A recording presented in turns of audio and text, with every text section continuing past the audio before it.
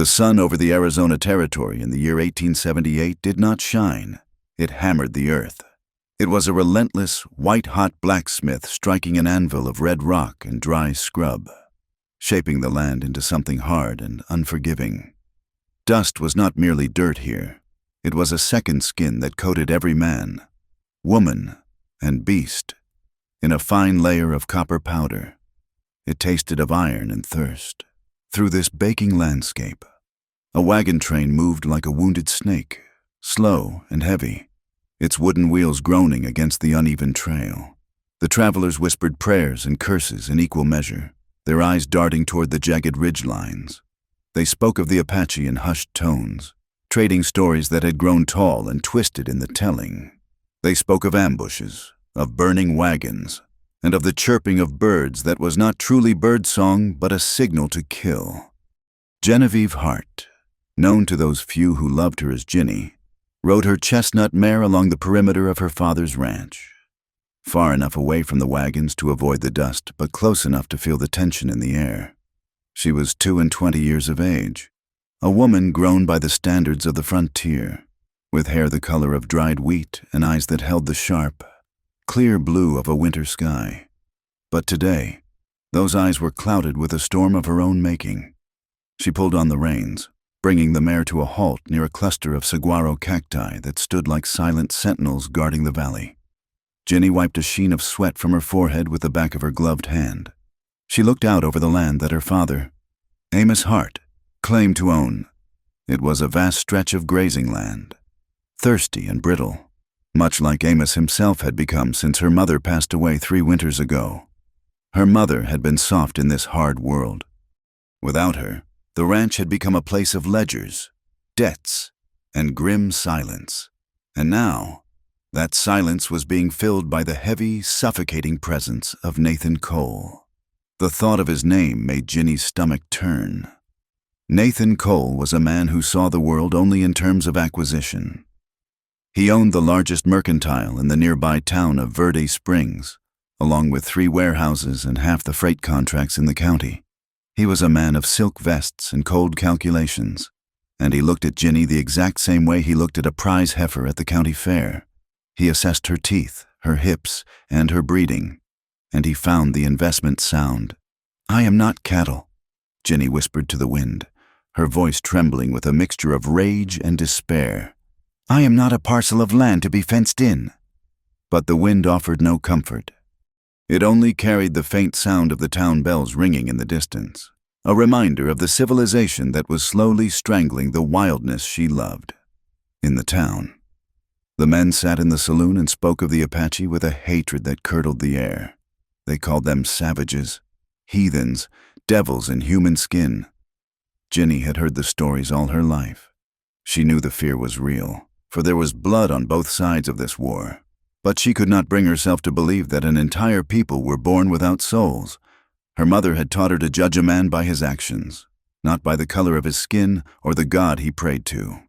High above the valley, concealed within the shadow of a limestone overhang, Dasan watched the solitary rider. He was a warrior of the Chiricahua, a man of perhaps 30 winters, though his eyes held the weight of 100.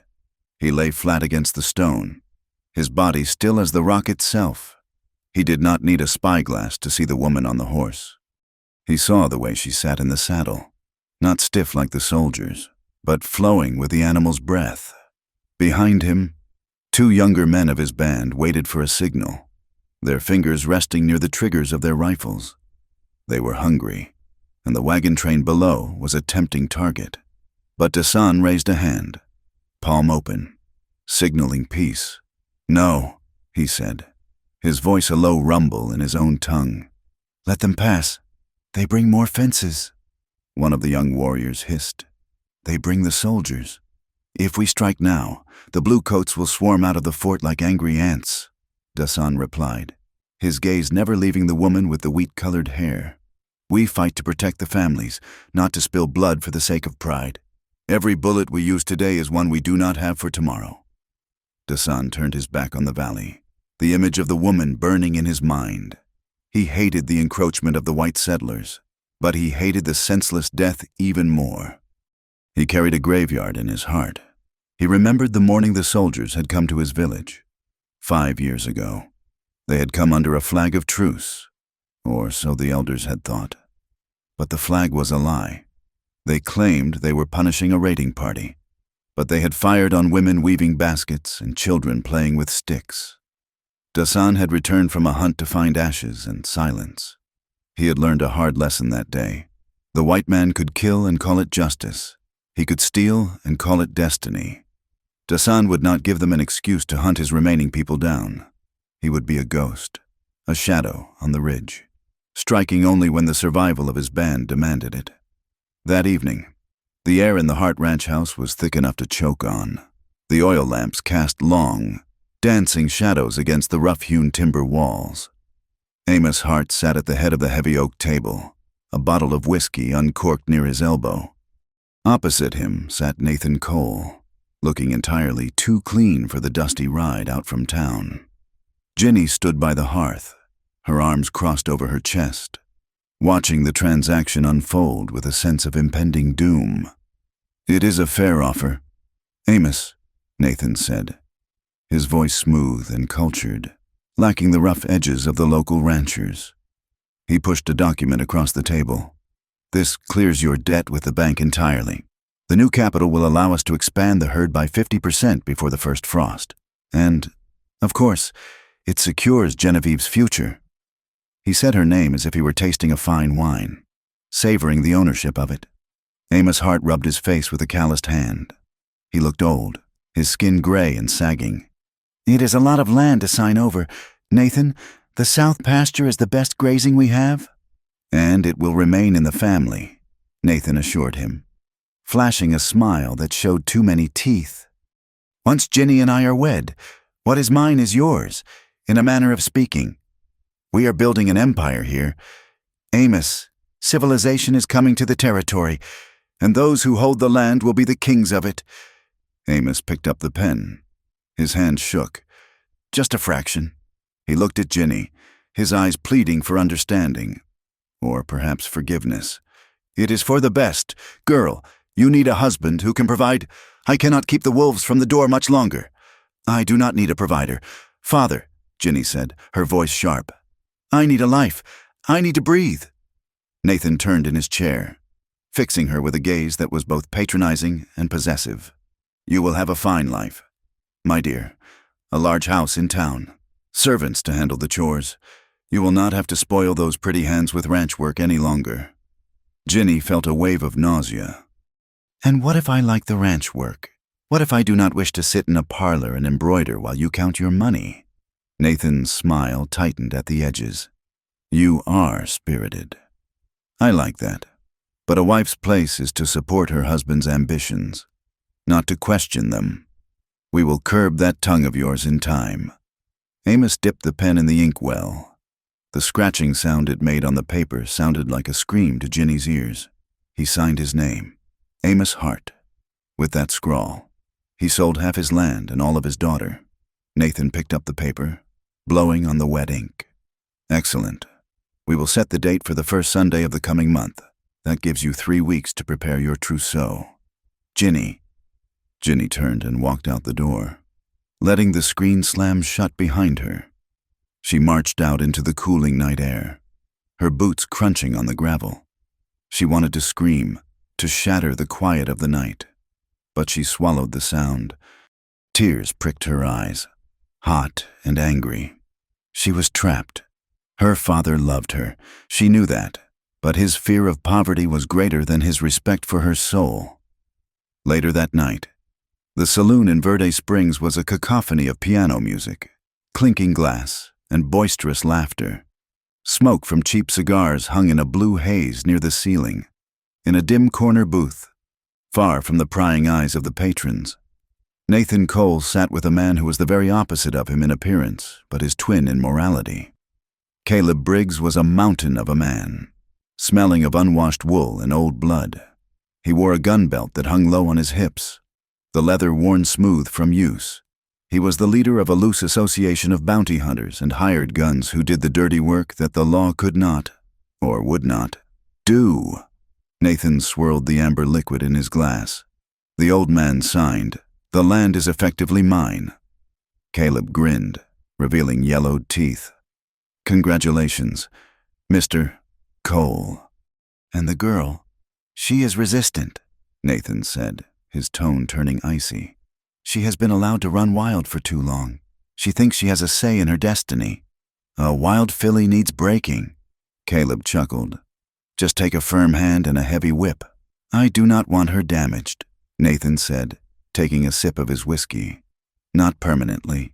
She is to be the mother of my sons, after all. But she needs to understand her vulnerability.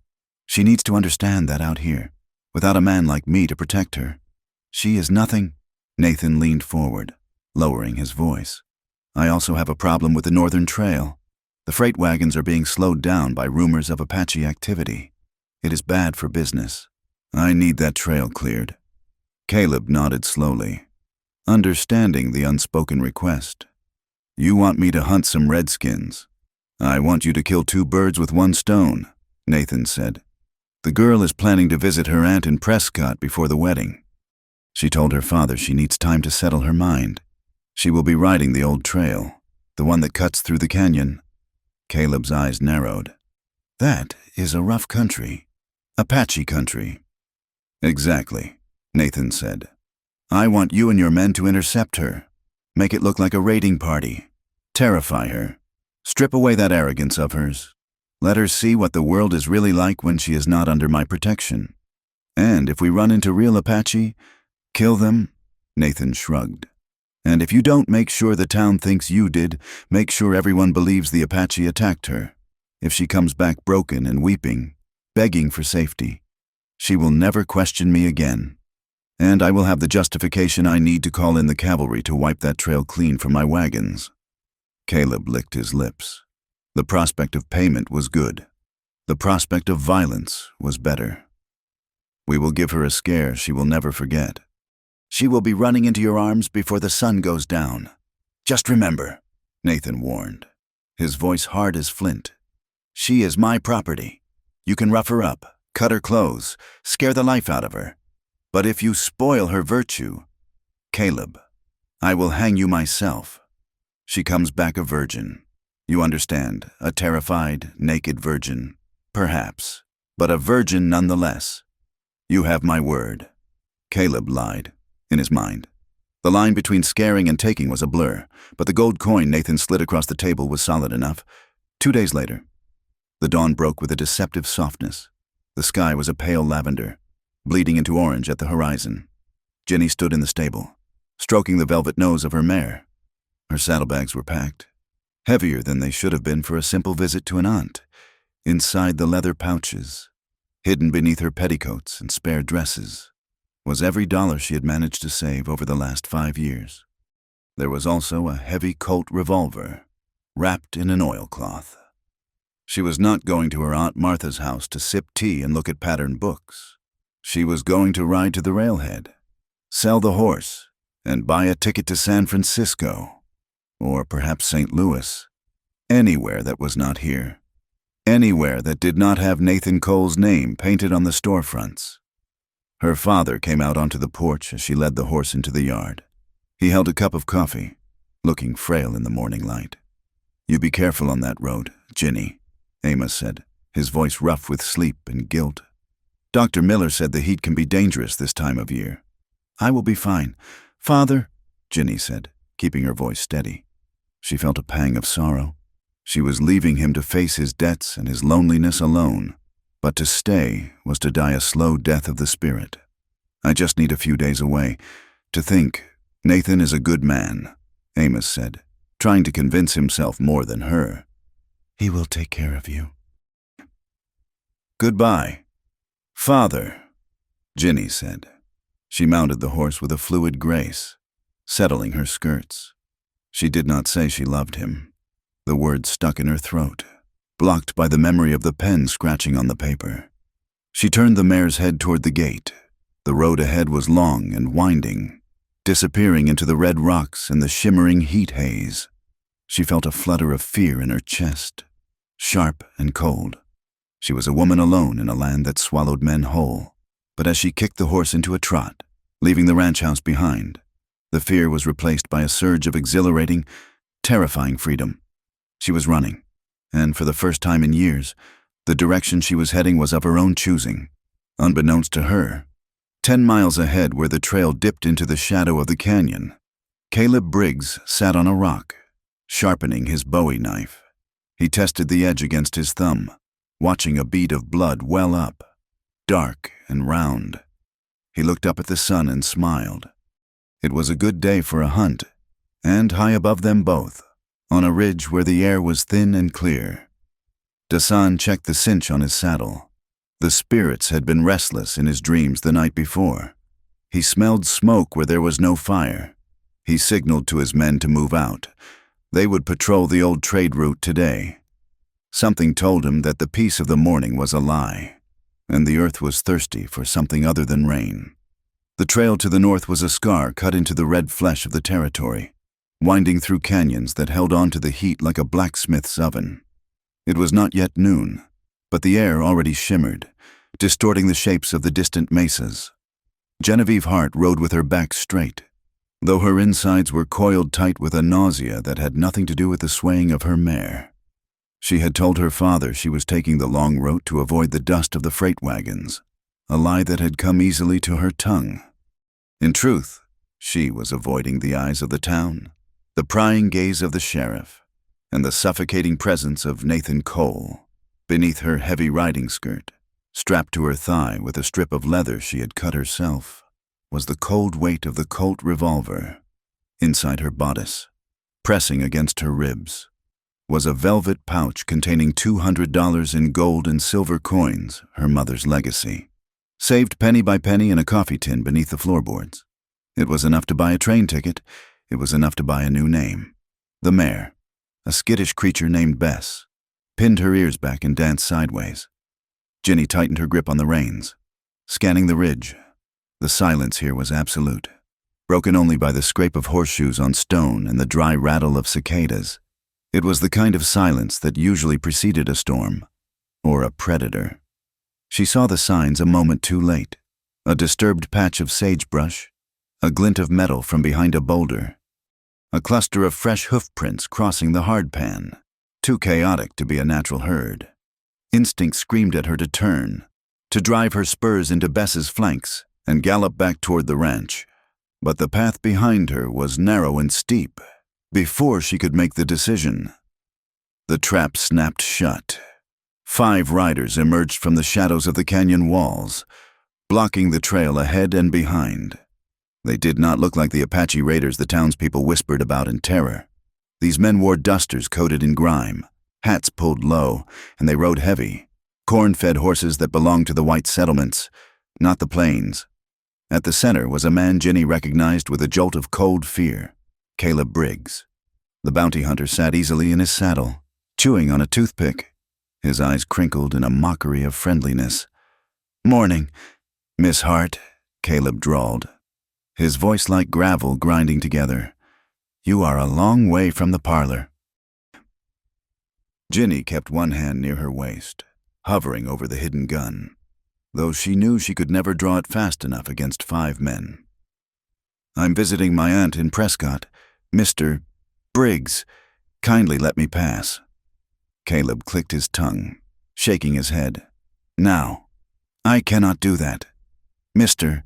Cole, he is mighty worried about the safety of his bride-to-be. He heard tales of the Apache in these hills. Nasty business. He sent us to offer you an escort." "I do not need an escort," Ginny said, her voice trembling despite her best effort to sound imperious. "And I certainly do not need protection from you." The pretense of civility vanished from Caleb's face like water on a hot skillet. He spurred his horse forward, crowding Ginny against the canyon wall. The other men chuckled, a low, ugly sound that made Ginny's skin crawl. They looked at her not as a woman, not as a person, but as a thing to be broken. "You have got it all wrong, little lady," Caleb said, leaning in close enough that she could smell the stale whiskey on his breath. "We are not here to ask. Nathan wants you to understand something. He wants you to know that without him, You are just meat for the wolves. Get back, Ginny shouted. Reaching for the Colt, she was fast, but Caleb was expecting it. He lashed out with a heavy-gloved hand, striking her across the wrist. The impact was numbing. The gun slipped from her fingers and clattered onto the rocks. Bess reared in panic, and rough hands grabbed the bridle, yanking the mare to a standstill. Check the saddlebags, Caleb ordered. One of the men ripped the bags open, spilling Ginny's meager belongings onto the dust. He found the velvet pouch almost immediately. He weighed it in his hand, whistling low. Look at this, boys. The little bird was trying to fly the coop. That is my money, Ginny cried out, struggling as strong arms hauled her down from the saddle. She hit the ground hard, the breath driven from her lungs. It is Nathan's money now, Caleb said. Pocketing the pouch, he looked down at her, his expression darkening. The boss gave us specific instructions. He said you need to be humbled. He said if you come back to him, it has to be on your knees. He nodded to his men. Two of them stepped forward, knives drawn. Ginny screamed, kicking out, her boots connecting with a shin. But it was futile. They did not strike her with fists. They struck at her dignity. The sound of tearing fabric was louder than a gunshot in the canyon. The heavy wool of her riding habit, the linen of her petticoats, the silk of her chemise, they were sliced away with efficient, terrifying precision. Please, she begged, the word tearing from her throat as the cold air hit her skin. Please, just take the horse. Just let me go. Caleb watched dispassionately as she was stripped bare. He did not touch her skin. Nathan had been clear about the merchandise.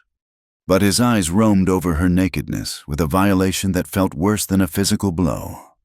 She lay in the dust, her arms crossing over her chest, her legs drawn up, trying to make herself small, trying to disappear. You look like a plucked chicken, one of the men laughed, kicking her torn dress into a ravine. Caleb leaned down from his horse. We are going to take your mare, and your boots, and your water. You see, when the sheriff finds you, if he finds you, he needs to see what happens when a white woman wanders into Apache land. The Apache, they are known for leaving their victims with nothing. You are animals, Ginny sobbed, her face pressed into the dirt. We are just businessmen. Miss Hart, Caleb said, turning his horse. We will tell Nathan the Apache must have spooked your horse and dragged you off. If you survive the sun, maybe you will appreciate a roof over your head a bit more. A nice gift for the Apache, another man sneered. They rode away in a cloud of dust, leading Bess with them. Their laughter echoed off the canyon walls, fading into the distance, leaving behind a silence that was heavier than before. Ginny lay in the dirt for a long time, too shocked to move. The sun beat down on her exposed back, the rays feeling like physical lashes. She was naked. She was weaponless. She was alone in the middle of a wasteland. The shame was a cold knot in her stomach, warring with the terrified realization that she was going to die here. Slowly, painfully, she pushed herself up. Her hands were scraped and bleeding. The rocks cut into her bare feet as she tried to stand. The world spun dizzily. She needed shade. She needed to hide. She crawled toward a cluster of mesquite and boulders near the base of the cliff. Every movement was agony. The sharp stones tore at her knees. The dust coated her sweat-slicked skin, turning her into a ghost of the earth. She curled into the small patch of shade, pulling her knees to her chest, trying to cover herself with nothing but her own arms. She closed her eyes, waiting for the end. She thought of her father signing the paper. She thought of Nathan's cold smile. They had done this. They had stripped her of everything to make her need them. But they had miscalculated. She would rather let the desert take her bones than ever crawl back to them, miles to the east, along the ridgeline. Dasan halted his movement. He raised a hand, and the two warriors behind him froze, blending instantly into the scrub. Dasan's eyes narrowed. He had been tracking a patrol of blue-coated soldiers for 2 days, ensuring they stayed away from the winter camp. But something had changed in the rhythm of the valley. A flock of quail had burst from the brush in the canyon below, scattering in a panic that spoke of predators.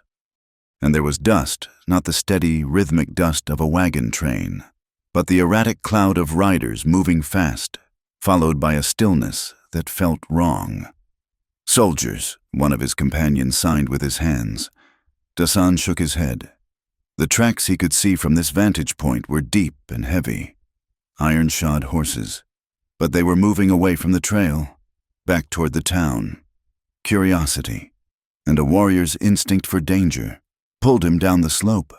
He moved like smoke, his moccasins making no sound on the loose shale. He descended into the canyon, his Winchester rifle held loosely in one hand. He found the place where the earth had been churned up. He saw the glint of a broken spur. He saw the deep gouges where a horse had been dragged against its will. And then he saw the fabric, shreds of blue wool and white linen caught on the thorns of a cactus, fluttering like flags of surrender. Dasan frowned. This was not an Apache raid. His people took captives, or they took horses, or they killed. They did not tear clothes and leave them for the wind. This was the work of white men. He knew their cruelty. He had seen what they did to their own kind when gold or whiskey was involved. He followed the drag marks, his eyes scanning the rocks. He expected to find a body. He expected death. What he found was a patch of pale skin amidst the red shadows. She was curled into a ball behind a boulder, her body trembling so violently it shook the dry leaves around her. She was coated in dust, her hair matted and wild, her back burned an angry pink by the sun. She was completely naked, defenseless as a newborn fawn. Dasan stopped 10 paces away. He lowered his rifle. For a moment, a dark thought crossed his mind. This was a white woman, a woman of the enemy. Her people had burned his village. Her people had killed his sister and driven his mother into the snow to freeze. Why should he care if the desert took one of them back? It was justice. It was the balance of the world. He watched her for a long minute. She let out a small, broken sound, a whimper of thirst and despair that cut through his anger. He remembered the day the soldiers came. He remembered the look in his sister's eyes before she died. It was the same look he imagined on this woman's face. Fear, utter, hopeless fear. If he left her, he was no better than the soldiers. If he left her, the canyon would kill her before sunset. Dasan sighed, a sound like shifting sand. He slung his rifle over his shoulder and reached for the heavy woolen poncho tied to his waist. It smelled of wood smoke and horse sweat, the scent of his life. He approached slowly, making his footsteps audible now so as not to startle her into a fatal panic. Ginny heard the crunch of a boot on gravel. Her heart hammered against her ribs like a trapped bird. They came back, she thought, terror flooding her veins. They came back to finish it. She curled tighter, squeezing her eyes shut, waiting for the blow. Instead, she felt something heavy and warm settle over her shoulders. It was rough wool, scratching her sunburned skin, but it blocked the biting wind and the stinging sand. She flinched violently, a scream dying in her throat. Dasan stepped back immediately, turning his face away toward the canyon wall. He stood tall and unmoving, his copper skin blending with the rock, his black hair moving slightly in the breeze.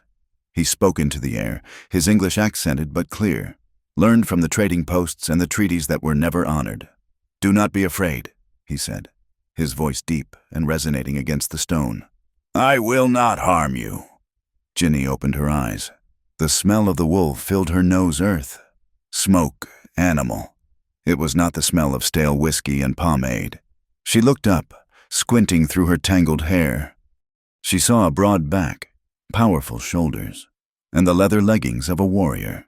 She saw the black feathers tied in his hair. An Apache. The stories of the town rushed back to her stories of scalping, of torture, of savagery. Caleb had said, a gift for the Apache. But the savage was not attacking. He was standing guard. He had covered her nakedness when her own kind had exposed it. She pulled the poncho tighter around herself, her fingers gripping the rough fabric until her knuckles turned white. She tried to speak, but her throat was parched dry. She coughed, a harsh, rasping sound. Dasan turned his head slightly, just enough to see her out of the corner of his eye, ensuring she was covered. He unhooked a water skin from his belt and held it out. keeping his distance. "Drink," he said. "The sun has taken your spirit. You must put it back." Ginny stared at the water skin. She looked at the hand holding it strong, scarred, steady. It was a hand that could kill. She knew that. But right now, it was offering life. She realized with a clarity that pierced through her pain the men who looked like her, who spoke like her, who prayed to her God, had left her to die. This stranger, this enemy, was the only reason she was still breathing. Slowly, agonizingly, she reached out a trembling hand and took the water. The journey up the mountain was a haze of agony and rhythm. Genevieve Hart had spent half her life in a saddle, but never like this. She sat astride the Apache's paint horse, wrapped in the heavy wool of his poncho like a caterpillar in a rough cocoon. Dasan sat behind her, his chest a solid wall against her back. Every step the horse took sent a jolt of fire through her sunburned skin. Her thighs, raw from the abrasive dust and the earlier violence, screamed with friction. She expected cruelty. She expected the rough hands of a captor. But the man behind her rode with a terrifying stillness. One of his arms reached around her waist to hold the reins, effectively caging her, yet his forearm barely grazed her ribs. When the horse stumbled on loose shale and she pitched backward, his other hand came up instantly, flat and firm against her shoulder, steadying her without grabbing, without lingering. He was holding her as one might hold a cracked porcelain vase, not out of affection, but out of a precise understanding of its fragility. "Breathe," he said, the word vibrating through his chest and into her spine. "The climb is steep. Tensing makes the pain worse." Ginny tried to obey, but her body was locked in a spasm of shock. She watched the landscape change through the slit of the poncho. The red dust of the lowlands gave way to the gray granite of the high country.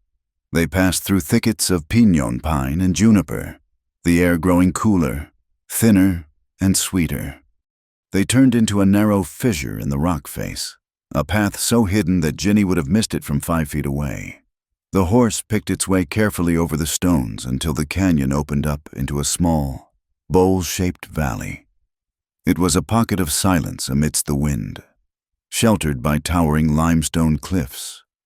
In the center of this secret world stood a cabin. It was not like the ranch houses of the valley, built of plan lumber and pride. This structure seemed to have grown out of the earth itself.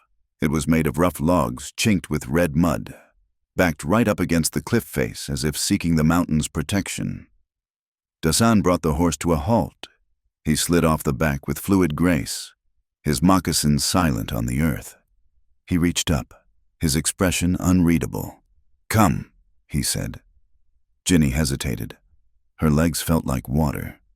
She leaned down, and he took her weight easily, his hands grasping her waist over the poncho. For a split second, as her feet found the ground and her knees buckled, she collapsed against him. She felt the hard muscle of his chest, the scent of wood smoke and leather overwhelming her senses. He held her upright for a heartbeat, then stepped back, creating a gulf of air between them. "Inside," he commanded gently. She stumbled through the low door. The interior was dim and cool. It smelled of dried herbs, cured fur, and old ashes. It was a single room, sparse and clean. A bed frame strung with rawhide stood in one corner, piled with furs. A stone hearth dominated the other wall. Dasan moved past her, purposeful and swift. He knelt by the hearth, striking a flint. A spark caught the dry tinder, and within moments, a small fire was crackling, casting long, dancing shadows against the logs. "The fire is life," he murmured, more to himself than to her. He stood and grabbed a thick buffalo robe from the bed. He turned to her, but his eyes were fixed on the wall above her head. "The wool scratches," he said. "Take this fur. It is softer for the burned skin." He held the robe out, then deliberately turned his back to her, facing the door. He stood like a statue, staring out at the fading light. Ginny stood trembling, clutching the poncho that was the only thing preserving her modesty. Her skin felt tight and hot, as if she were still lying under the noon sun.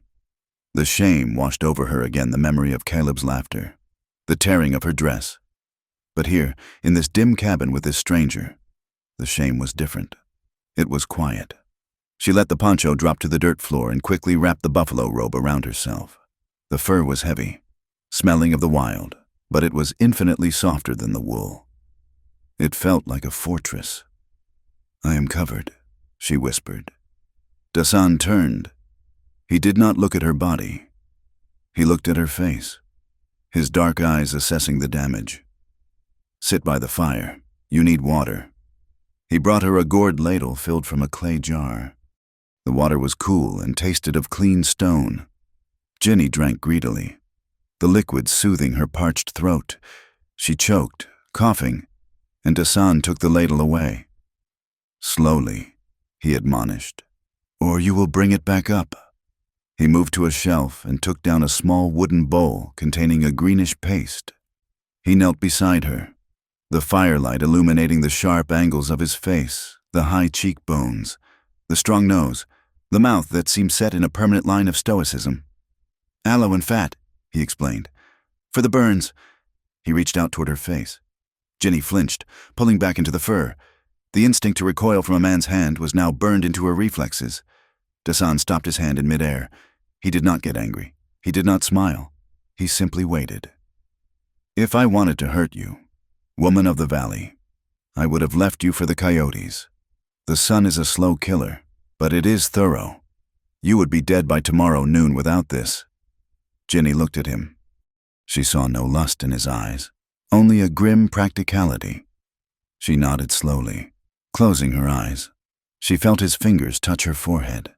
They were calloused, rough as bark, but his touch was incredibly light. He spread the cooling salve over her nose, her cheeks, and her cracked lips. The relief was instant, drawing a shuddering sigh from her chest. "My name is Genevieve," she said, her voice raspy. "Dasan," he replied, moving to apply the salve to her blistered shoulders. "Rest now. Tomorrow, I will decide what to do with you." "Will you take me back?" she asked, fear spiking in her chest.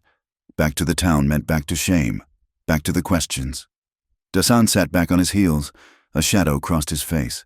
"If I take you back, the soldiers at the fort will see an Apache riding with a white woman. They shoot first and ask questions to the corpse. My people cannot afford a war right now." He stood up and walked to the door, looking out at the twilight. "But if I keep you, they will hunt us anyway. You are a danger to me." Genevieve, while the sun dipped behind the mountains, casting the high peaks in purple shadow, the town of Verde Springs was boiling over. Nathan Cole stood on the porch of the sheriff's office, a picture of devastated nobility. He held a lace handkerchief in one hand, dabbing at eyes that were perfectly dry. A crowd had gathered ranch hands, shopkeepers, and drifters, drawn by the scent of scandal and the promise of action. "She is gone," Nathan announced, his voice breaking theatrically. "My sweet Genevieve. Her horse was found wandering near the canyon, the saddlebags torn open." Sheriff Miller, a man with a weary face and a badge that felt too heavy, stepped forward. "Now, Mr. Cole, we do not know for certain what happened. Could be bandits. Could be she just threw a shoe and walked off." "Bandits do not leave arrowheads," Caleb Briggs shouted from the back of the crowd. The bounty hunter stepped into the light of the street lamps. He was covered in dust, his face a mask of righteous fury that concealed his earlier crime. He held up a broken arrow shaft, one he had pulled from his own collection, purchased from a trader months ago. "I tracked them as far as the rock slide." Caleb lied, his voice booming. "Apache sign, clear as day. They took her. And we all know what savages do with a white woman of virtue." A murmur of horror and rage rippled through the crowd. Men gripped their hats, others touched the hilts of their knives. The image Nathan had planted the naked virgin in the hands of the enemy was taking root, twisted and poisonous. "They have taken my bride," Nathan roared, stepping down into the street. "They have taken the daughter of Amos Hart. Are we going to let them defile our women and laugh at us from the hills?" "No," the crowd shouted back. "I am putting up a reward," Nathan declared, looking at Caleb. $500 to the man who brings her back, and another $500 for every Apache scalp that pays for this crime." Caleb grinned. a predator sensing blood in the water. "You heard the man. I am riding out at first light. Any man who can shoot straight and ride hard is welcome to join. We will burn them out of every hole and cave until we find her." The mob cheered, a raw, ugly sound of bloodlust. Inside the saloon, the whiskey began to flow, fueling the courage of men who had never fought a war but were eager to start one. Nathan watched them, his face composed, satisfied. The land he wanted was occupied by the Apache. Now, he had an army to clear it for him, and he hadn't spent a dime of his own money on their wages. Night had fallen completely over the hidden valley. The wind howled outside the cabin, rattling the heavy wooden door. But inside, the fire held the dark at bay. Ginny sat on the edge of the bed, the buffalo robe pulled tight under her chin. Dasan sat on the floor against the opposite wall, whittling a piece of ironwood with a long knife. The silence between them was thick, filled with unspoken questions. "Tell me," Dasan said, not looking up from his work. "Who did this to you?" Ginny stared into the fire. "Bandits, men from the road. Men from the road take the money and the horse," Dasan said quietly. "They do not take the clothes. To strip a woman is to shame her. To leave her in the sun is to torture her. This was personal." Ginny flinched. He saw too much. They said the Apache would appreciate the gift." Dasan's knife stopped moving. He looked up, his eyes hard as flint. "They used my name to cover their sin." "The leader," Ginny whispered, the words tumbling out before she could stop them. "He knew my name. He knew where I was going. He said my fiancé wanted me to be humble." Dasan set the wood and knife down. He leaned forward, his forearms resting on his knees. "You intended he ordered this?" "He wanted me to be afraid," Ginny said, tears finally spilling over, hot and stinging on her salted cheeks. "He wanted me to come crawling back to him for protection. He thinks he owns me. A man who treats a woman like a horse to be broken is not a man," Dasan said. There was no pity in his voice, only a cold judgment. "And the one who did the deed, the one who cut the clothes, Caleb Briggs," Ginny said. "He rides with the bounty hunters." Dasan nodded slowly. "I know him. He sells scalps of women and children to the government in Mexico. He has no honor." He looked at Ginny then, really looked at her. For the first time, she did not feel the weight of judgment or desire. He was looking at her as if she were a puzzle he was trying to solve. "Why?" he asked. "Why don't you go back? You could walk down the mountain tomorrow. You could lie. You could say you escaped." "I can never go back," Ginny said, her voice hollow. "Even if I lie, they will know I was out here. In their eyes, I am ruined, spoiled goods. If I go back, I belong to Nathan forever. I would rather die in this canyon." Dasan watched the firelight dance in her blue eyes. He saw the steel beneath the fear. She was broken. Yes, but she was not defeated. "Then you are a ghost, Genevieve," he said softly. "Like me." He stood up and checked the load in his Winchester rifle. He placed the weapon within easy reach and sat back down, leaning his back against the rough logs of the wall near the door. He pulled his poncho over his chest and closed his eyes halfway. "Sleep," he commanded. "The bed is yours. I will watch the door." "You are not going to sleep on the bed?" Ginny asked, surprised. It was his cabin, his fur, his warmth. "The floor is familiar to me," Dasan replied without opening his eyes. "And if the wolves come, they must cross me to get to you." Ginny lay back on the furs. The bed smelled of pine needles and wild sage. She watched the man sitting by the door, a silhouette of stillness against the flickering light. He was a savage. The town said, a killer, but he had given her his water, his medicine, and his bed. He sat between her and the dark, a silent guardian in a world that wanted to devour her. Outside, the wind screamed like a lost soul, but for the first time in days, Ginny Hart closed her eyes and slept without fear of the morning. They were two strangers, from two warring worlds, bound together by the secret of the cabin and the enemies waiting in the dark. The morning light was deceptive, painting the jagged peaks in soft hues of rose and gold, masking the harsh reality of the land. Dasan moved like a phantom along the ridgeline above the cabin, his belly pressed against the warm stone. Below him, the valley floor was a map of danger. To the east, a cloud of dust rose like a slow-moving storm. Through the magnification of the clear air, he saw them a posse of at least 20 men, heavily armed. They were not moving with the caution of soldiers, but with the reckless noise of men hunting for sport. He saw the glint of sunlight on rifle barrels and the dark shapes of the big American horses. They were sweeping the lower trails, methodically closing the net. Dasan's jaw tightened. If he rode down now and surrendered to the woman, the white men might let him leave alive. But more likely, they would shoot him and claim he had been holding her hostage. If he kept her, he was a kidnapper in their eyes, a savage who had stolen a white flower.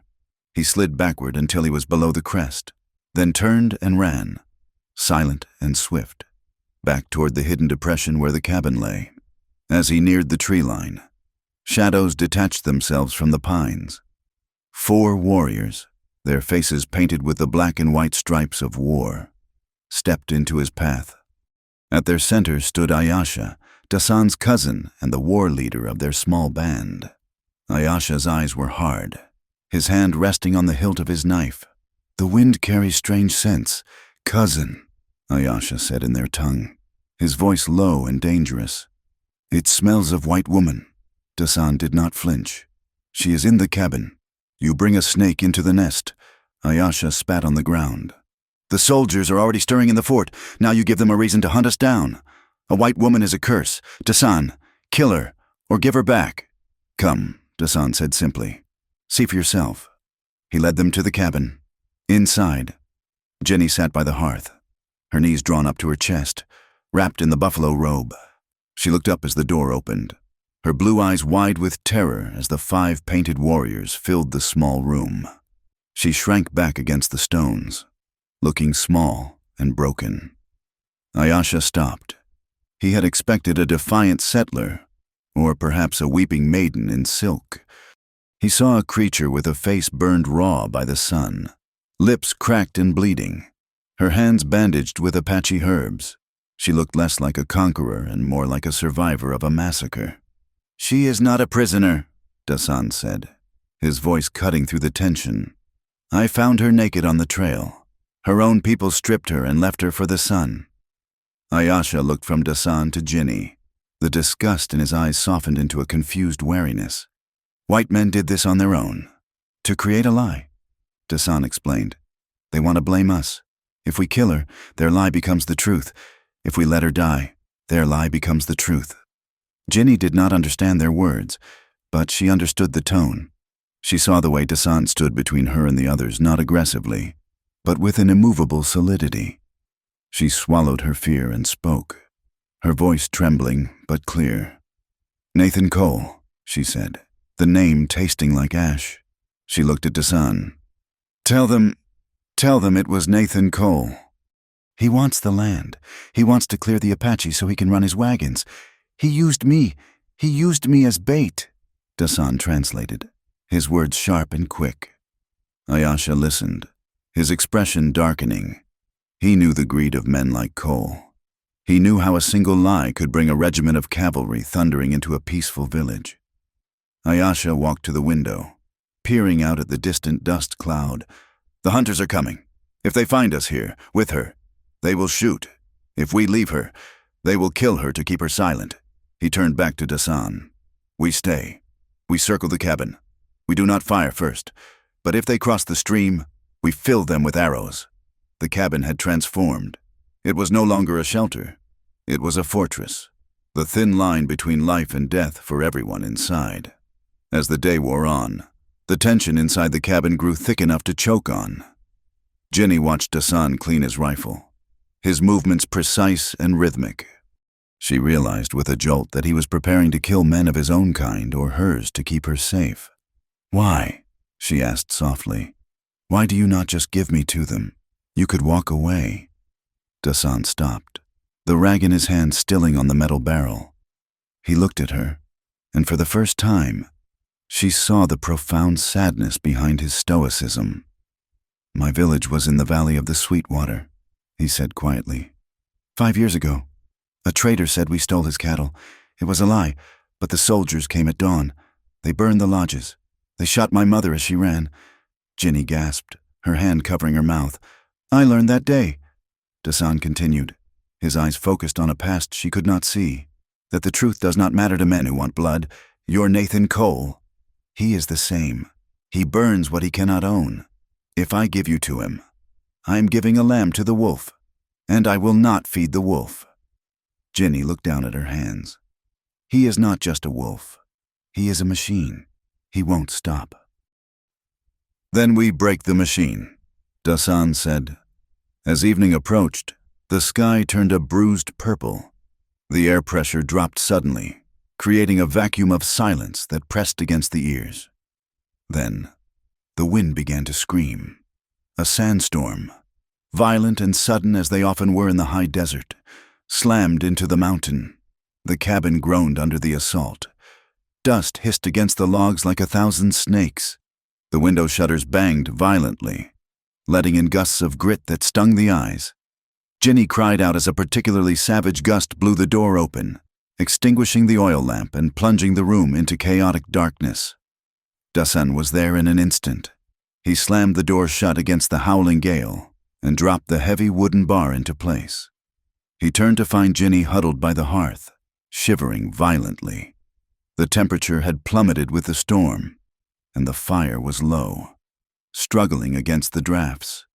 She was shaking not just from cold, but from a bone-deep terror.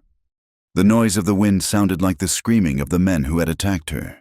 She felt exposed, the phantom sensation of hands tearing at her clothes returning with vivid clarity. "Genevieve," Dasan said, his voice a low rumble beneath the shrieking wind. He moved to the hearth and threw fresh logs onto the embers. The flames leaped up, casting a warm, orange glow that pushed back the shadows. He saw her face pale, streaked with tears and dust, her eyes wide and unseeing. He did not hesitate. He sat down beside her on the bearskin rug and pulled the heavy buffalo robe around both of them. I can't stop shaking," she stammered, her teeth chattering. I feel like I'm still there, in the dirt."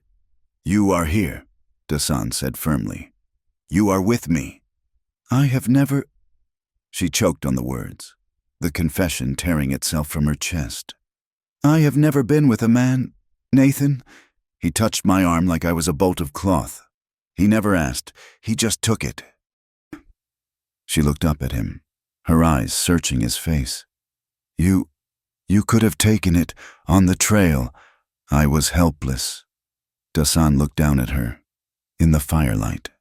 The harsh planes of his face were softened. He reached out and wrapped his arms around her, pulling her against his chest. It was not the embrace of a lover seeking pleasure. It was the embrace of a shield protecting its bearer. "I do not take what is not given," he said, his voice rough with emotion. "To take a woman against her will is to steal her spirit. I am a warrior, not a thief." Ginny buried her face in the rough wool of his shirt. She could hear his heart beating steady, strong, rhythmic. It was the sound of the earth itself. For the first time since the ambush, the cold knot of shame in her belly began to unravel. In his cabin, he held her tight, she thought, the words drifting through her mind like a prayer. He held her as if she were precious, as if she were whole. "If you go back to them," Dasan whispered into her hair, "I will let you go. I will clear the path. But if you stay, there is no going back. You will be an outcast, hunted." Ginny pulled back slightly, just enough to look into his eyes. They were dark pools of obsidian, reflecting the fire and her own face. "I have no home down there anymore. They took it when they took my clothes. They took it when my father signed that paper." "Then choose," Dasan said. "Not because you are afraid, not because you are cold. Choose because you want to." "I choose you," Ginny said. The words were small, but they were the heaviest things she had ever carried. "I choose this." Dasan did not smile, but the tension in his shoulders broke. He pulled her closer, wrapping the robe tighter until they were a single shape in the firelight. He rested his chin on the top of her head. "Tonight, and from now on," he vowed, "I stand for you. Against the wind, against the posse, against the world." They sat there as the storm raged outside, the wind battering the cabin like a jealous god. But inside the circle of his arms, Ginny felt a warmth that had nothing to do with the fire. It was the warmth of being seen, of being chosen, of being safe. It was an intimacy deeper than skin, a nakedness of the soul that was terrifying and beautiful all at once. Morning brought a silence as profound as the storm had been violent. The wind had died, leaving the world scoured clean and bright. Dasan rose before the sun. He moved to the window and peered through the crack in the shutter. His body went rigid. "They are here," he said. Ginny scrambled up, clutching the robe. She moved to his side. Below them, on the flat shelf of rock that served as a front yard for the cabin, Caleb Briggs sat on his massive horse. Behind him, fan-shaped and menacing, was the posse. They looked tired, dusted with the storm's debris, but their eyes were bright with the anticipation of violence. "Come out, you red devil," Caleb shouted, his voice echoing off the cliff face. "We know you are in there. Send the girl out, and maybe we will make you die quickly." But that was not all. On the ridges above the cabin, silhouetted against the rising sun, sat the Apache. Ayasha and his warriors had not fled the storm.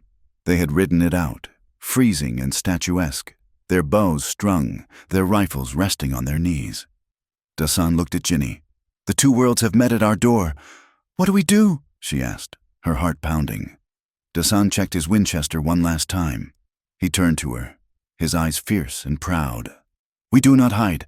We show them the truth." He unbarred the door and kicked it open. The bright morning light flooded the dim room, blinding them for a second.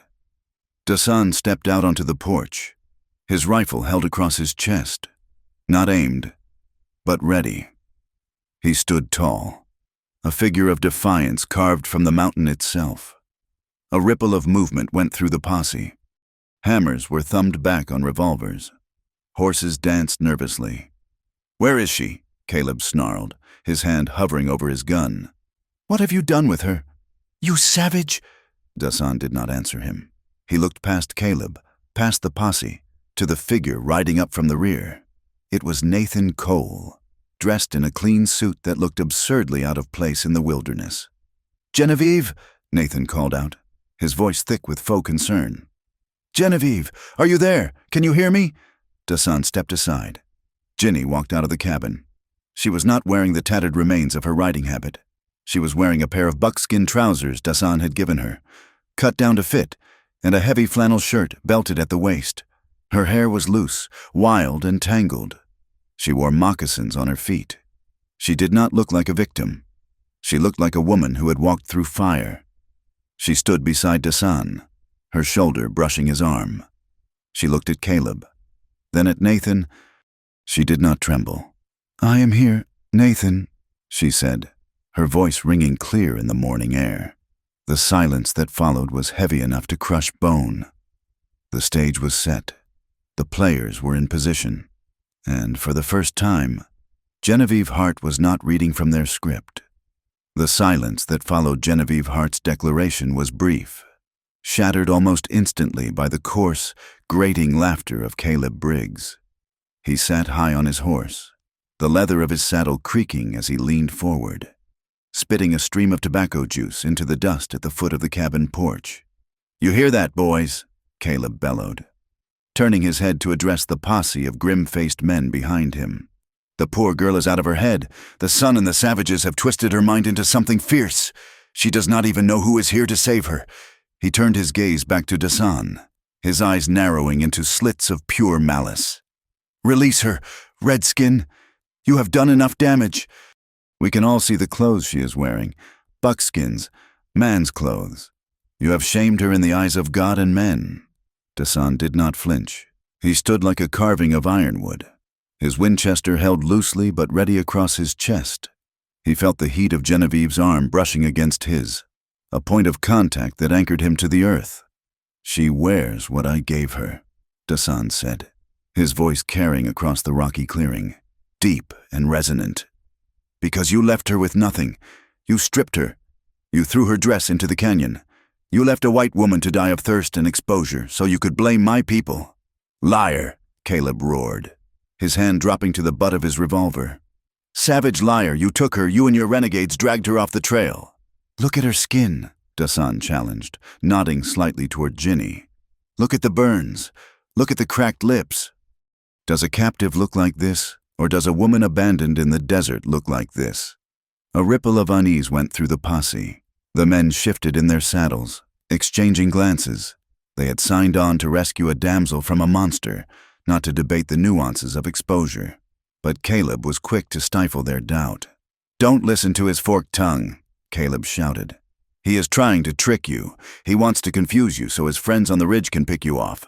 At the mention of the ridge, heads snapped upward, high above, silhouetted against the blinding morning blue.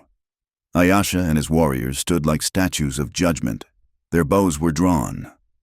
The tension in the strings palpable even from this distance. Rifles glinted in the sun. Nathan Cole pushed his horse through the line of bounty hunters. He looked pristine, his suit free of dust, his face arranged in a mask of agonized concern. He ignored Dasan entirely, fixing his gaze on Ginny. Genevieve, my darling, Nathan said, his voice trembling with a practiced emotion. Do not listen to them. I know you are frightened. I know he has threatened you. Just walk toward me. Just come down the steps. I have a carriage waiting on the main road. We will have you back in a warm bath with a doctor attending to you by nightfall. A doctor? Ginny stepped forward, moving out of Dasan's shadow. Her legs felt weak, but her voice was steady, fueled by a rage she had never known she possessed. Will the doctor heal the memory of your men cutting the clothes from my body? Nathan? The accusation hung in the air, sharper than the smell of ozone left by the storm. Nathan's expression faltered for a fraction of a second, a crack in the porcelain mask, before he smoothed it over with a look of pitying condescension. Oh, my poor dear, you are hysterical. The shock has been too much. You are imagining things. I am imagining nothing. Ginny screamed, the sound tearing from her throat.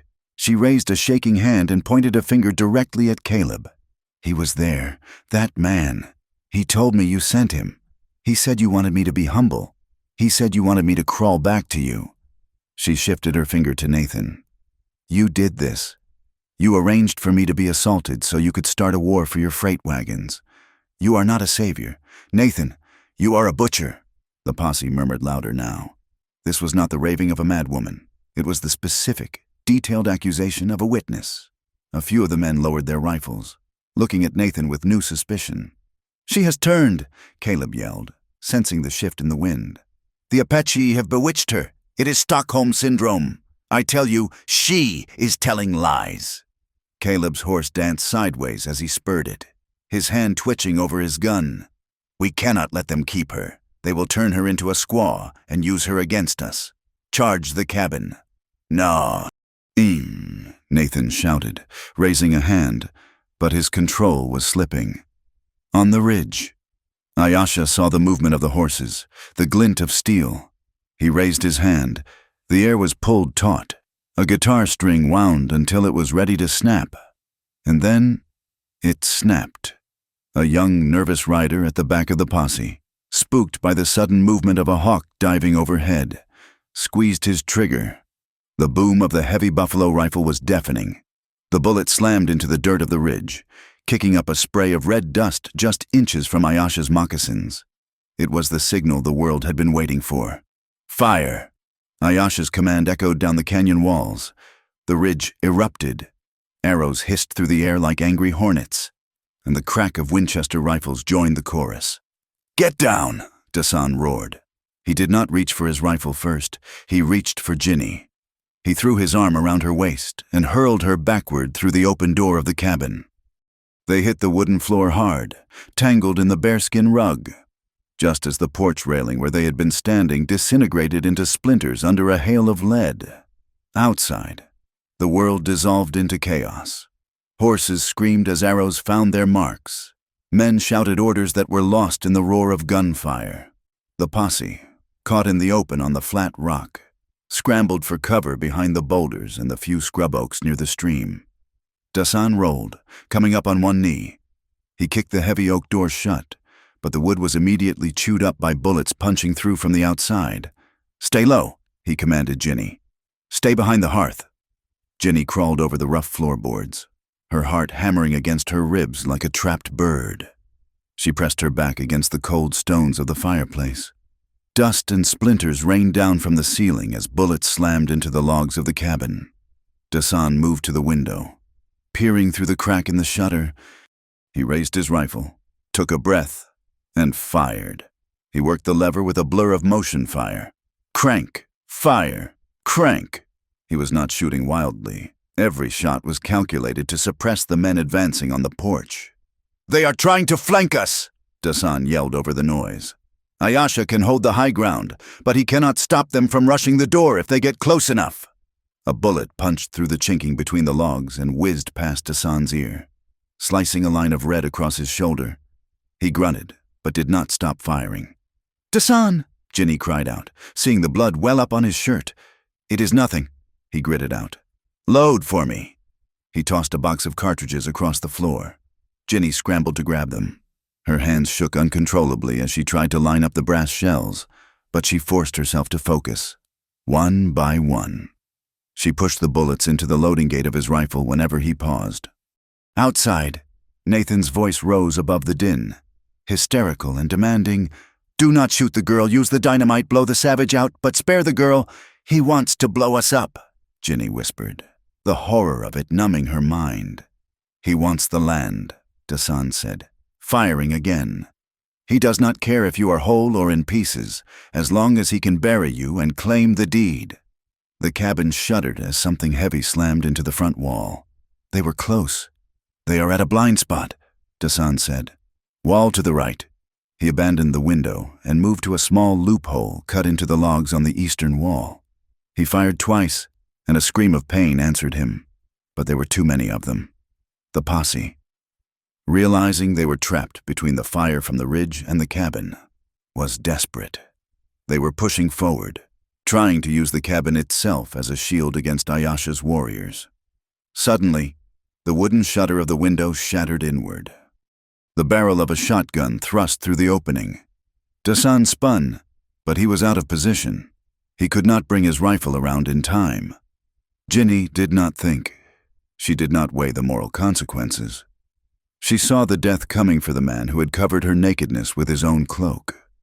She lunged for the pile of furs where she had slept, her hand closing around the cold steel of the Colt revolver she had hidden there, the one Dasan had cleaned and returned to her the night before. She raised the heavy gun with both hands. The man in the window was squinting down the barrel of the shotgun, searching for a target in the gloom. Ginny pulled the trigger. The recoil jarred her arms all the way to her shoulders. The boom was thunderous in the confined space. The man in the window jerked backward as if yanked by an invisible rope. His shotgun discharged into the ceiling, bringing down a shower of dirt and straw. He disappeared from the frame. Dasan looked at her. His eyes were wide, the white stark against his smoke-stained face. He looked from the smoking gun in her hands to the empty window. "You shoot straight," he said, the ghost of a smile touching his lips. "I grew up on a ranch," Ginny said, her voice sounding strange to her own ears. "My father taught me to shoot snakes." "There are plenty of snakes outside," Dasan said. He moved back to the main door. "They are regrouping. We have to drive them back now, or they will burn us out." "How?" "We go out," Dasan said. "Ayasha needs to see we are alive to push the attack. If we stay in here, we are rats in a trap." He looked at her, his gaze intense and questioning. "Can you do this? Can you stand with me?" Ginny looked at the blood on his shoulder. She looked at the door that separated her from the society she was born into. That society was out there, trying to kill her to save its own reputation. She tightened her grip on the revolver. "Open the door." Dasan kicked the bar up and threw the door open. They stepped out onto the porch together, into the swirling dust and the smell of cordite. The firing lulled for a second. the sheer audacity of the move stunning the attackers. Nathan was crouching behind a water trough 50 yards away when he saw Ginny standing there, gun in hand, standing shoulder to shoulder with the Apache warrior. His face went slack with shock. "Genevieve!" he screamed. "Get away from him! Run to me! I will cover you!" "I am where I belong," Ginny shouted back. "Get off this land! Nathan, take your murderers and go!" Caleb Briggs, bleeding from a scalp wound where an arrow had grazed him, popped up from behind a boulder. His face was a mask of bloody rage. He leveled his pistol at Dasan. "Die, you red dog!" But he never fired. From the ridge above, a single arrow arced through the sky. It took Caleb in the throat, cutting off his scream before it began. He dropped to his knees, clutching at the shaft, staring in disbelief at the blood pouring over his fingers. He fell face forward into the dust. Panic broke the posse. With their leader down and the fire from the ridge intensifying, the hired guns lost their stomach for the fight. They scrambled for their horses, abandoning their positions. "Retreat!" someone yelled. "Ride for the canyon!" Nathan stood up, ignoring the bullets whizzing past him. He stared at Ginny. He looked at the woman he had tried to break, and he saw something unbreakable. He saw her raise her gun and point it, not at the fleeing men, but directly at him. "Go!" she mouthed. The word was lost in the noise, but he understood it. Nathan Cole, the man who owned half the valley, the man who bought souls and land with equal ease, turned and ran. He scrambled onto his horse with none of his usual grace and galloped after his fleeing mercenaries. The gunfire from the ridge sputtered and died out. Silence returned to the valley, heavy and ringing. Ginny stood on the porch, her chest heaving. Her hands were still gripping the gun, her knuckles white. She watched the dust cloud of the retreating posse fade into the distance. Beside her, Dasan lowered his rifle. He leaned heavily against the doorframe, his breath coming in ragged gasps. The blood on his shoulder was dark and wet against his shirt. "They will be back," Dasan said quietly. "With soldiers, with cannons." "I know," Ginny said. She did not lower her gun. She stared at the empty trail where her life used to be. But not today. Ayasha and his warriors began to pick their way down the slope, moving like shadows returning to the earth. They approached the cabin warily, their eyes fixed on the white woman standing with a smoking revolver. Ayasha stopped at the foot of the porch steps. He looked at the dead body of the man in the window, then at Caleb's corpse in the dirt. Finally, he looked at Ginny. There was no warmth in his gaze, but the contempt was gone. It was replaced by a grudging, hard-won respect. He nodded once, a sharp, singular motion. "She fights," Ayasha said in English, the words thick and clumsy on his tongue. "She chooses," Dasan corrected him in their own language. Dasan turned to Ginny. He reached out and gently placed his hand over hers, covering the gun. He did not take it from her. He simply lowered it, guiding her arm down until it rested at her side. "It is over. Genevieve," he said softly. Ginny looked at him. The adrenaline was fading, leaving her trembling and cold despite the sun. She looked at the blood on his shoulder. "Let me look at that," she said, her voice shaking. I know how to clean a wound. I helped my father with the horses." Dasan smiled then, a true smile that reached his eyes.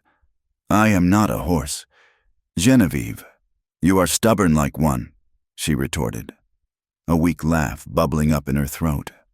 She turned to go back inside, to find the water and the cloth. But she stopped. She looked out at the valley one last time. The cabin was riddled with holes. The porch was destroyed. The sanctuary was broken. But she was alive. And for the first time in her life, she felt clean.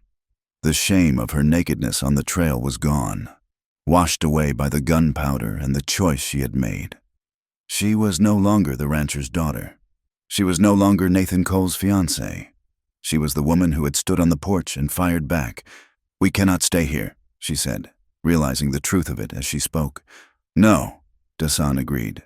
"This place is dead to us now. The soldiers will burn it when they come. Where will we go?" Dasan looked toward the high peaks. where the snow never melted and the trails were known only to the eagle and the Apache. Up, he said, to the sky, where the air is too thin for their wagons. He offered her his good arm. Will you come? Ginny looked at the hand. It was the hand that had held the water skin, the hand that had held the blanket, the hand that had held the rifle. She took it. Yes, she said, I will come. They turned and walked back into the darkened, ruined cabin, leaving the bright, bloody world of men behind them. The door hung crooked on its hinges, refusing to close, but it didn't matter anymore. They were already gone. The silence that descended upon the canyon was heavier than the granite boulders scattered across the valley floor. Minutes ago, the air had been torn apart by the thunder of buffalo rifles, the sharp crack of Winchesters, and the screams of dying men. Now, the only sounds were the dry whisper of the wind through the bullet-riddled pines and the distant, fading hoofbeats of the retreating posse. The battle had not lasted long. The hired guns, brave enough when facing a lone woman or an unarmed traveler, had crumbled the moment the balance of power shifted. With Caleb Briggs lying dead in the dirt, a feathered shaft protruding from his throat, the head of the snake had been cut off. Nathan Cole, the man who had bought their loyalty with gold coins and whiskey promises, had been the first to flee. His expensive suit a stark contrast to the chaotic retreat of his mercenaries. They had left their dead where they fell, a testament to the hollowness of their camaraderie. Genevieve Hart sat on the edge of the porch, or what remained of it. The wooden railing was shattered, reduced to splinters by the hail of lead. She stared at the Colt revolver in her hand. The barrel was still warm, scorching her palm, but she could not bring herself to let go. Her fingers were locked around the grip in a spasm of adrenaline that refused to fade. Beside her, Dasan leaned against the doorframe, his breathing shallow and controlled. The red stain on the shoulder of his shirt had spread, darkening the fabric to the color of dried wine. He did not look at the retreating dust cloud. He looked at her, from the ridge above. Shadows detached themselves from the skyline. Ayasha and his 4 warriors descended the slope with the fluid, silent grace of mountain lions. They moved through the brush without breaking a twig, their eyes scanning the carnage with professional detachment. Ayasha stopped at the foot of the porch.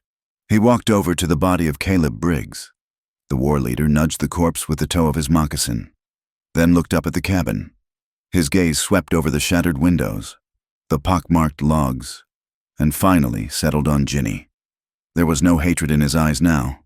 The suspicion that had marked their earlier encounter, the belief that she was a trap, a white burden, had evaporated. In the Apache worldview, a person was defined by their actions in the moment of blood. She had not hidden. She had not screamed for mercy. She had stood on the open ground and fired into the ranks of her own people to protect one of his. "The snake is dead," Ayasha said, his voice flat. He looked at Ginny, nodding once, a sharp, singular motion of respect. "You have good aim, woman of the valley." Ginny looked up, her blue eyes dazed.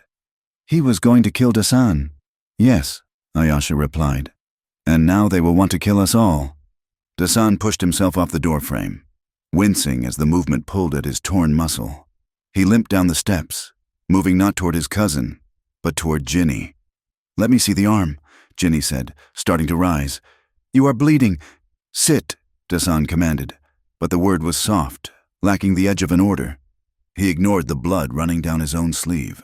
He knelt in the dirt before her, bringing his face level with hers. He reached out with his good hand, his fingers rough and calloused, and gently brushed a lock of hair away from her forehead. There was a smear of soot and blood on her cheek splatter from the man she had shot in the window. Dasan took a corner of his sash, wetted it with water from his canteen, and wiped the mark away. His touch was terrifyingly tender. It was a shock to her system, far greater than the recoil of the gun. All her life, from her father to Nathan, men had handled her with an eye for ownership. They checked her teeth, her posture, her dress. They touched her to possess her. Dasan touched her to cleanse her. "You are shaking," he observed quietly. "I killed a man," Ginny whispered. The reality of it was crashing down on her now. "I shot him. I watched him fall."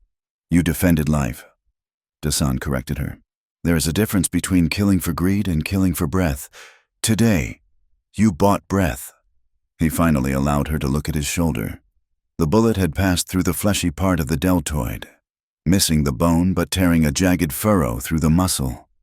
It was ugly, but it would heal. Ayasha watched them, his expression unreadable. He signaled to his men to collect the weapons from the fallen posse. Members' rifles and ammunition were more precious than gold to the resistance. "Dasan," Ayasha called out, breaking the intimate bubble between the two on the porch. "We need to talk.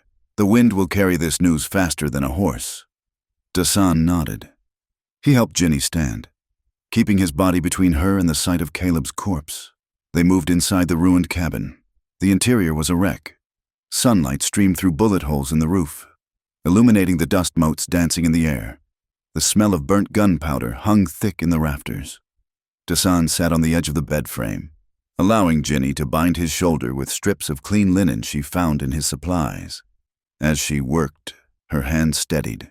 The act of healing gave her something to focus on, a tether to her humanity after the violence of the morning. "You know what comes next," Dasan said, watching her face as she tightened the knot. "Nathan will go to the fort," Ginny said, her voice dull. "He will tell Colonel Sterling that the Apache massacred his men. He will say I am a hostage." "No," Dasan said, shaking his head. "If he says you are a hostage, he admits he failed to save you, and he saw you shoot. He saw you stand with me." Dasan caught her hand, stopping her work. He held her fingers tight. "Listen to me, Genevieve. The story they will tell is worse than captivity. They will say you went mad. They will say you were seduced by the savage. They will call you a traitor to your race. If you go back down that mountain, even if you walk into the church on Sunday, they will never look at you the same." Ginny pulled her hand away slowly, walking to the shattered window. She looked out at the vast, empty sky. "They will call me a whore," she said, saying the word that had been terrified in her heart. "They will say I lay with you." "Yes," Dasan said. "And to the men of your town, a woman who has lain with an Apache is lower than the dirt. Your father, he will be shamed. Nathan might still take you, but only to lock you away in a cellar to hide his embarrassment. You will be a prisoner in your own skin." "And if I stay?" she asked, turning to face him. Dasan did not lie to her. He did not paint a picture of noble freedom and romantic sunsets. "If you stay, you will be hunted," he said. "The winters are cold enough to snap trees. Often, we have no meat, and to many of my people, you will always be a white ghost, bad medicine. You will have to work harder than any Apache woman to prove you deserve the air you breathe." He stood up and walked over to her. "The road back is humiliation. The road forward is hardship. Both roads are hard. Genevieve, I cannot promise you happiness. I can only promise you the truth." Ginny looked at the man standing before her. He had nothing. His home was ruined. His body was wounded. He was offering her a life of fugitive starvation. And yet, when she looked at him, she did not see the emptiness she saw in Nathan's mansion. "In the town," Ginny said softly. "I was property.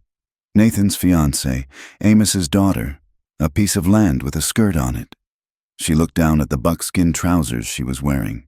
They were stained with dirt and grease, but they allowed her to stride, to run, to fight. "Here," she continued.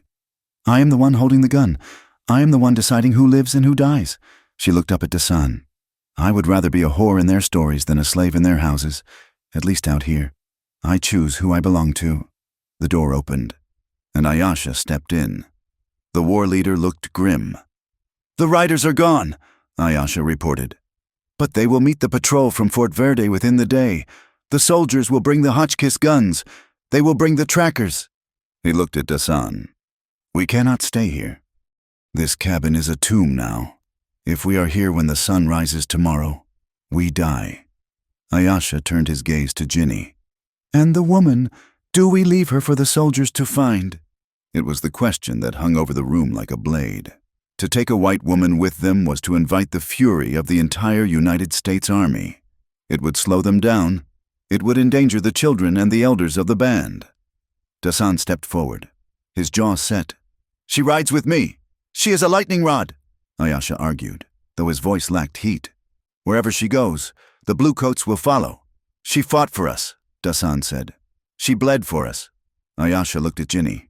He remembered the body of the man in the window. He remembered the look on her face as she stood on the porch. We do not leave our own behind, Ayasha muttered, almost to himself. Then he looked sharply at his cousin. You are asking the band to carry a heavy weight, Dasan. I will carry it, Dasan said. Ayasha was silent for a long moment. Then he let out a short, sharp sigh. We found her naked on the trail because her own people threw her away like trash. Are we white men? Do we throw away what is inconvenient? The war leader shook his head. No, we are Apache. He pointed a finger at Ginny. If you come, you ride hard. You do not complain when the water is gone. You do not weep for soft beds. You leave this life here, in this cabin? I left that life on the trail, Ginny said, when they cut my dress off. Good, Ayasha said. He turned to the door. Gather what you can carry. We ride at moonrise. We go south to the deep mountains where the horses cannot follow easily. We burn the trail behind us. Ayasha left, leaving them alone in the darkening room. The ultimatum had been delivered. It was not just an invitation. It was a severance. To step out of that door tonight was to step off the edge of the known world. Night fell over the canyon, bringing a heavy, suffocating silence. The wind had died down, as if the earth itself was holding its breath. There was no fire in the hearth tonight. The light would be too dangerous. The only illumination came from the sliver of moon rising over the jagged peaks, casting pale, ghostly rectangles through the open door. The cabin, once a place of refuge, now felt like a carcass. The wind whistled mournfully through the bullet holes in the logs. Ginny sat on the floor, her back against the bed frame. Her bag was packed a few strips of dried meat, a canteen, the heavy woolen poncho, and the box of cartridges. She held the Colt in her lap, cleaning the soot from the cylinder with the hem of her shirt. Dasan sat beside her. He did not pack. He had possessed nothing to begin with, save his weapons and his horse. He sat with his legs stretched out, his head tipped back against the wood. He reached out in the darkness and found her hand. His fingers interlaced with hers. His skin was warm, a stark contrast to the chill of the mountain air. Are you afraid? He asked. Yes, Ginny admitted. I am terrified. Good, Dasan said. Fear keeps you awake. Fear keeps you alive. He squeezed her hand. But do not be afraid of being alone. That part is over. Ginny looked at their joined hands in the shadows. It was a simple gesture, innocent in any other context. But here, it was a revolution. A white woman and an Apache warrior, holding hands in the ruins of a war they had started together. Nathan will never stop looking, she whispered. He is a proud man. He will not let this insult stand. Let him look, Dasan said, his voice hard. The mountains are vast, and he does not know the land like we do. He looks at the mountain and sees rocks. We look at the mountain and see a mother. He turned his head to look at her. He wanted to own you, Genevieve. He wanted to put you in a cage and cover it with silk. Tonight, the door is open. Ginny looked at the open door of the cabin. Beyond it lay a wilderness of thorns, thirst, and violence. But beyond it also lay the first breath of air she had ever taken that truly belonged to her. I am ready, she said. Dasan stood up, pulling her with him. He did not let go of her hand. Come, he said. The horses are waiting. They walked out of the cabin, leaving the door swinging in the night breeze. They did not look back at the hearth, or the bed, or the bloodstains on the floor. Those things belonged to the past. Ahead of them, the trail wound upward into the dark, disappearing into the stars. The morning sun did not rise gently. It bled over the jagged peaks of the Dragoon Mountains. spilling gold onto the red earth as if to anoint the wounds of the land. The storm had passed, the gunfire had ceased, and the valley lay in a profound, ringing silence. Genevieve Hart stood by the hitching post, her hand resting on the neck of a sturdy paint mare Dasan had selected for her from the band's herd. She turned back to look at the cabin one last time. It stood against the cliff face, battered and scarred. The rough-hewn logs were pockmarked with fresh splinters where the bullets of the posse had bitten deep. The door hung crookedly on leather hinges. Inside, she knew, lay the cold hearth where Dasan had fed her, the bed of furs where she had shivered in terror, and the dark corners where she had made the choice to pick up a gun. It looked like the shed skin of a rattlesnake, dry, hollow, and belonging to a life that no longer existed. She looked down at herself. The silk and lace of the rancher's daughter were gone, scattered to the wind in the canyon below. She wore the soft, cured buckskin of the Apache, a tunic that fell to her knees and leggings that protected her skin from the mesquite thorns. On her feet were moccasins, silent and sure. Her hair, once pinned up in the complicated styles demanded by Verde Spring society, was pulled back simply, tied with a strip of leather. She was covered from neck to toe, yet she had never felt more naked. But this was not the nakedness of the victim she had been on the trail, shivering and exposed to the lust of cruel men. This was a nakedness of the spirit. She had stripped away the pretense, the expectations of her father, the suffocating ownership of Nathan Cole, and the false morality of the town. She stood before the world with nothing but her own breath and her own will. Dasan walked out of the cabin. He carried nothing but his rifle and a small pouch. He stopped at the door and pushed it shut. He did not latch it. There was no lock. "The wood will rot," he said, his voice low in the morning air. "The rats will come. The snow will break the roof. It belongs to the mountain now." He turned to her, his dark eyes searching her face. The bandage on his shoulder was stark white against his skin, a badge of the blood he had spilled to keep her. He extended his hand, palm open. It was a gesture of invitation, not possession. "Walk with me," he asked. It was not a command. It was not a demand. It was a question that required an answer only she could give. Ginny looked at his hand. It was the hand of a warrior, scarred and dangerous, yet she knew the gentleness it was capable of. She reached out and placed her fingers in his. "I will walk," she said. They mounted their horses. Ayasha and the other warriors were already waiting near the mouth of the canyon, mere silhouettes against the blinding light. There was no fanfare, no looking back. The small band turned their mounts toward the south, toward the deep, jagged heart of the Chiricahua strongholds, where the maps of the white men were blank pages.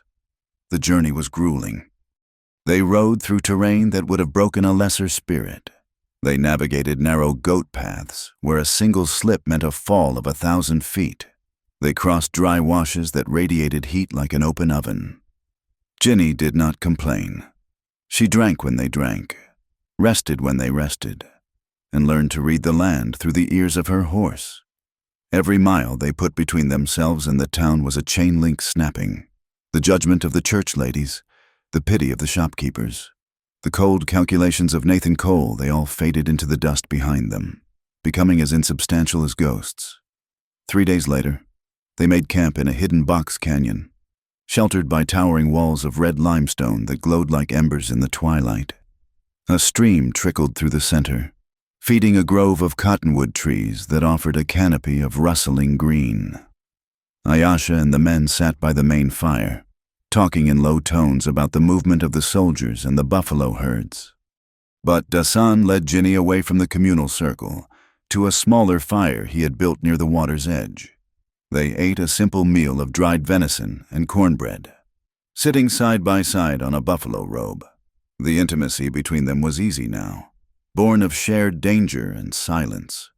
When the meal was finished, Dasan reached into the pouch at his waist. He pulled out something small and held it in his closed fist. "In your world," he began, looking at the fire rather than at her, "a man gives a woman a ring of gold. He puts it on her finger to show she is taken, to show she belongs to his house." Ginny watched him. her heart beating a slow, heavy rhythm. Yes, it is a mark of ownership. Dasan opened his hand. Resting on his palm was a necklace. It was not made of gold or diamonds. It was strung on a sturdy cord of braided sinew. In the center hung a small, polished piece of red jasper, the color of the canyon heart, flanked by two small, white bones, perhaps from a bird or a rabbit. It was rough, primal, and beautiful.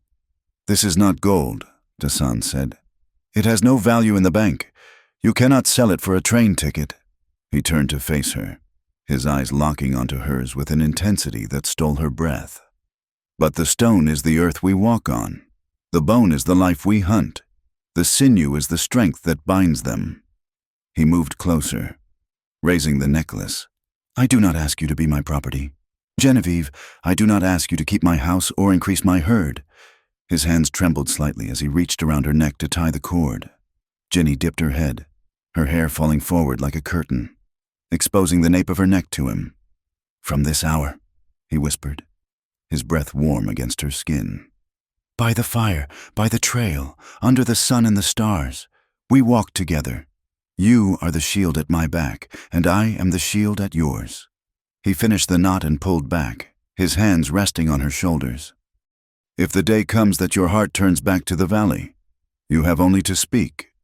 There are no ropes here. I do not keep you by force." Jenny reached up and touched the cool stone at her throat. It felt heavier than the diamond Nathan had promised her, anchored by a weight of truth that the diamond lacked. She looked at Dasan.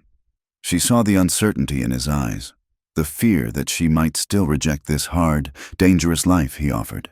"I have been kept by ropes my whole life," she said softly. "Ropes of duty, ropes of debt, ropes of lace and expectation. I did not choose any of them." She took his hand and pressed it against her chest, directly over her heart. "This," she said, her voice steady and sure, "is the first time I have chosen to be held. I am not looking back. Dasan, my home is not a place anymore. It is where you are." Dasan let out a breath he seemed to have been holding since he found her on the trail. He did not say the word wife. He did not say marry. Those were words for judges and priests. He simply nodded. "Then we are one." That night, the sky was a vast, overturning bowl of obsidian scattered with diamonds. The Milky Way was a river of white fire arching over the canyon walls.